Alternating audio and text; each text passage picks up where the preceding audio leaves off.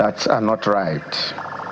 And this is another in that process. And it won't be bad to appeal to our political gladiators to have in mind the people they really want to serve. Because if you look at what has been going on, it is not about the welfare of the people. It is about the ego of those involved.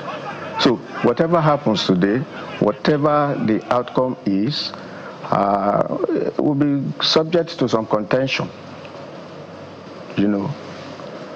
Already the judiciary has been dragged into all of this. And since 1999, during this, when we had this, democratic rule, if we can really call it that, the judiciary that is supposed to be the arbiter, sometimes you get confusing signals from them. I do not know how this will pan out at the end of the day, but certainly it is not the best. Nigerians deserve better, because those we elected, those we are about to elect, seem to have something different from what the people expect.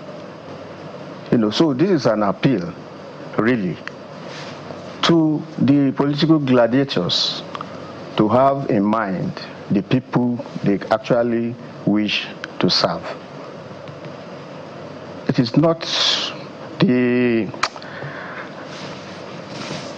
expectations, of people are not being met, and it's not likely to be met when we have contending processes like Indeed, this. It's been said time and again that the interests of the people seem to be the casualty in this unfortunate situation. But before we begin to look at the role of institutions and how it has colored this local government election, let's look at the process itself, the seeming hurriedness now by the subnationals to conduct local government elections.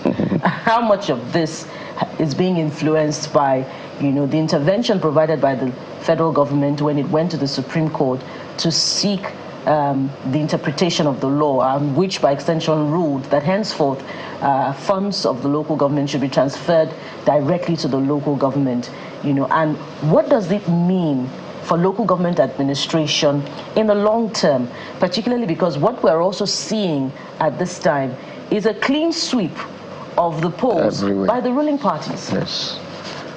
I think that intervention was a very good one.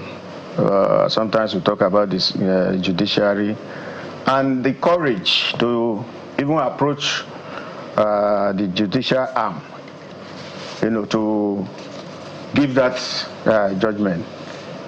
Indeed, that is now forcing the hands of the state government to see that access to the funds, access to the resources will be blocked legally if they do not go this way. Well, it is not that they have really given up. Between 1999 and now, whenever local government elections are conducted, it is the ruling party that will win. We can predict.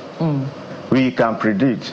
And where, in fact, there are states that have never conducted any local government election.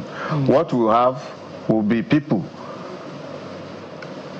selected by the governor, put there as administrators or whatever name they call them, and then they are controlled. And we have said it times without number. If these resources do not percolate to the grassroots level, then our development is still a long way from it. Just look at it. Local governments cannot ordinarily administer the market so well, provide the resources, water, sanitation, and every other thing that is needed. Look at the roads. a 5-kilometer road, 10 kilometers, that are not federal government highways, nor that of the state, should be taken care of by the local governments.